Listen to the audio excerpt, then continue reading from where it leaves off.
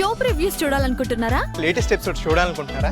Star interviews చూడాలనుకుంటున్నారా? మరెన్నో మీకోసం వెంటనే ZEE5 యాప్ ని డౌన్లోడ్ చేసుకోండి.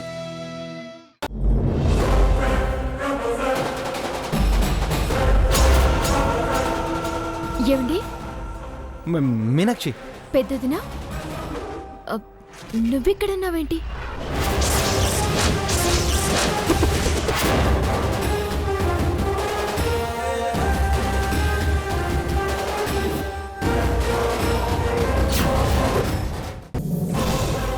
మీ చావుకి కారణమైన వాడు ఎవరైనా సరే ఉరికంబం ఎక్కిస్తానని మీకు ప్రమాణం చేస్తున్నాను. నాన్నెవరో పొరపాటున కారుతో గుద్దేశారు శంకరం. పొరపాటు కాదన్నయ్య, కావాలని గుద్దేశారు.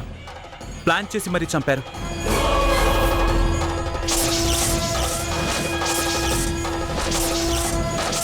సంపాల్సిన అవసరం ఎవరికుందేటి? అనయ్య, మీనాక్షి లేదా? కార్తిక్ తో కలిసి గుడికెళ్ళింది. అనయ్య, కార్తిక్ ఎవరు?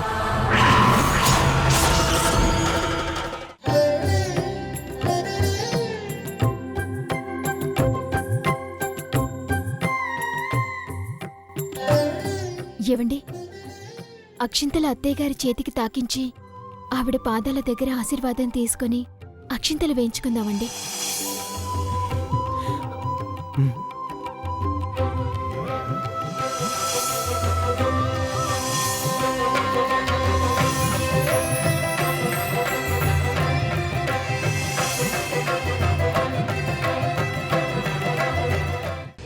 ఏంటక్క ఆలోచిస్తున్నావు?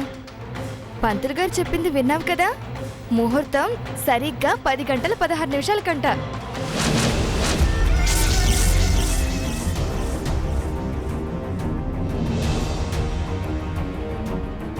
పిచ్చి మీనాక్షి, నువ్వు కార్తిక్ చేత నాకు చేరిప్పిస్తే అది నేను కట్టుకుంటాననుకుంటున్నావా?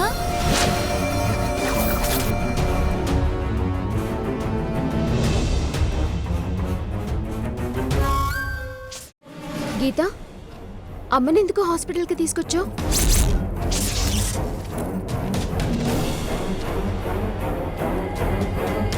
అత్తయ్య గారు, నేను మీ కోడలు మీనాక్షిని. మీరు గీత పెళ్లి చేయాలి అత్తయ్య గారు. మీ కోడలు మీనాక్షి చేసిన వంట తినాలి. లేవండి అత్తయ్య గారు.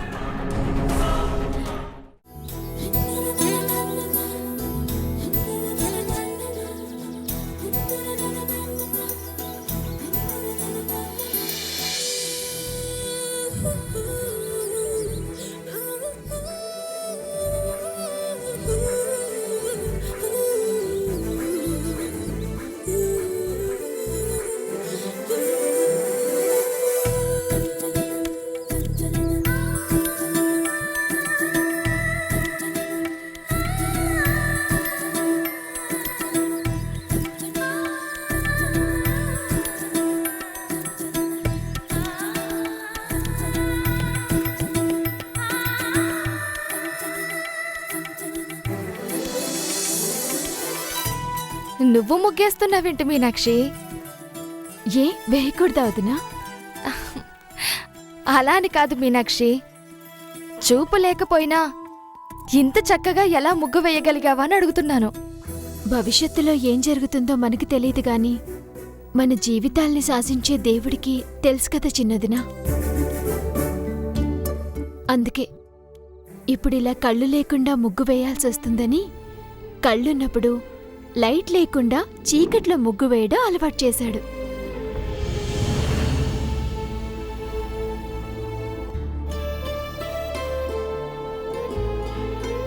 భగవంతుడు రాసే తలరాతలాగా నా మాటలు నీకు అర్థం కాలేదు కదూ?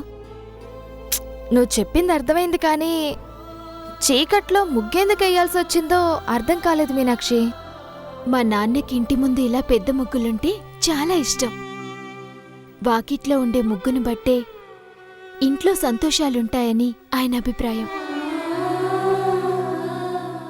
లైట్ వేస్తే నాన్నకి నిద్రభంగం కలుగుతుందేమోనని అమ్మ చీకట్లోనే ముగ్గు వేసేది.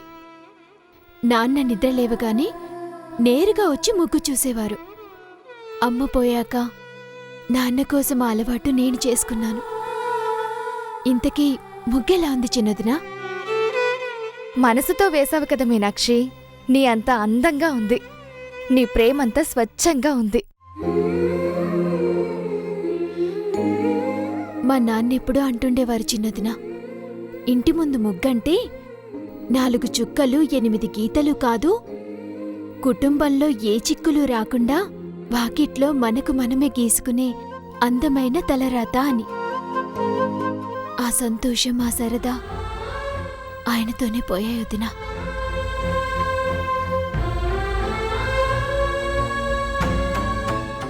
బాధపడకు మీనాక్షి, మావయ్య గారి స్థానం భర్తీ చేయడానికి ఇప్పుడు నీకు కార్తీక్ ఉన్నాడుగా.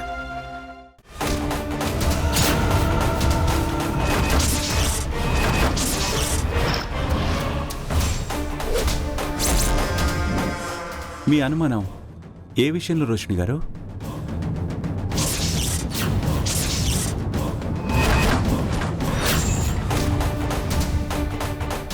నేను మీ ఎదురుగా ఉన్నప్పుడల్లా మీలో ఏదో టెన్షన్ కనిపిస్తోంది. ఈయనెవరో? పనేంటో చెప్పను, కావాలంటే హింట్ ఇస్తాను. ఏంటది? ఓ సర్ప్రైజ్ ఇవ్వబోతున్నాను. ఏంటో చెప్పా ప్లీజ్ ప్లీజ్ ప్లీజ్ ప్లీజ్.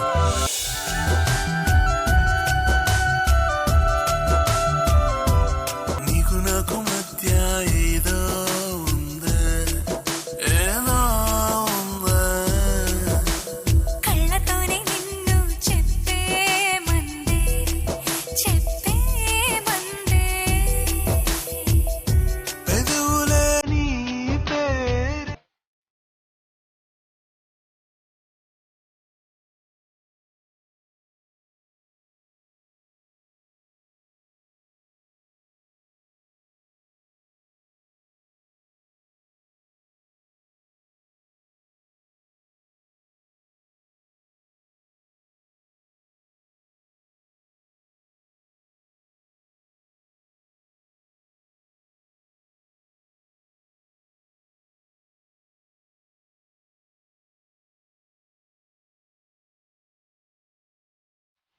నేను గెలవటం కళ్ళు కూడా జరగదులే.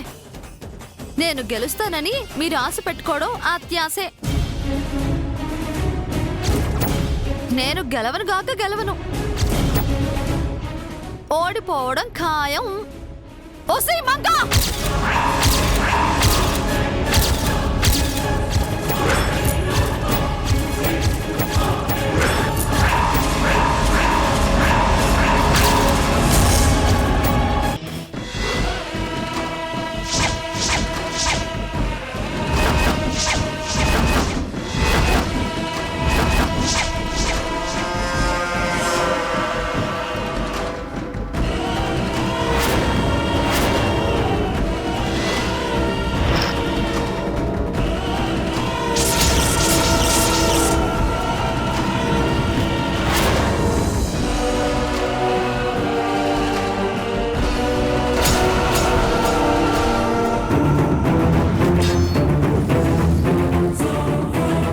కుటుంబాన్ని నాశనం చేసింది, తన సొంత కుటుంబాన్ని నాశనం చేసుకుంది.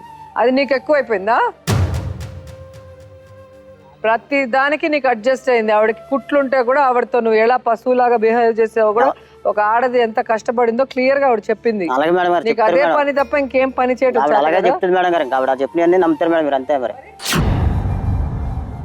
నిన్ను వదిలేసి నీ భార్య ఎవరన్నా పెట్టుకుందా? చేసుకుంది మేడం, పెళ్లి చేసుకుందా. ఈ రోజు పెద్దల్ని ఎదిరించి వీడితో అక్రమ సంబంధం పెట్టుకోవడానికి నీకు ధైర్యం ఉంది, ఆ రోజు ఎదిరించి పెళ్లి చేసుకోవడానికి ధైర్యం లేదా నీకు? ఏ ఆడదైనా ఒక మంచి కుటుంబంలో పుట్టింది ఇలాంటి దరిద్ర పనులు చేస్తుందా? మా కాపురం పోగొట్టేచ్చండి. ఏదండి మా కాపురం పోగొట్టేచ్చండి. కాపురంలో ఏళ్ళు పెట్టినప్పుడు ఎవరికి చెప్తుందండి? అది అనుమానం మాత్రమే, అది నిజం కాదని ప్రూవ్ చేసుకొని ఆవిడ కాపురాన్ని సర్దిద్ది పంపించాలి. పళ్ళు రాలగొట్టేస్తాను మళ్ళీ అడ్డదిడ్డంగా మాట్లాడవంటే. నీ భార్య మీ ఇద్దరికి సంబంధం ఉంది అని చెప్పినప్పుడు లేదు అని ప్రూవ్ చేసుకోవాలి కదా మీ ఇద్దరు. నోట్తో చెప్తే ఎవడంటాడు రా చేసి ఏదో పనులు చేసేసి. ఆ బిడ్డకి తల్లిని కాకుండా చేసావు, నీ బిడ్డలకి తండ్రి లేకుండా చేసుకున్నావు.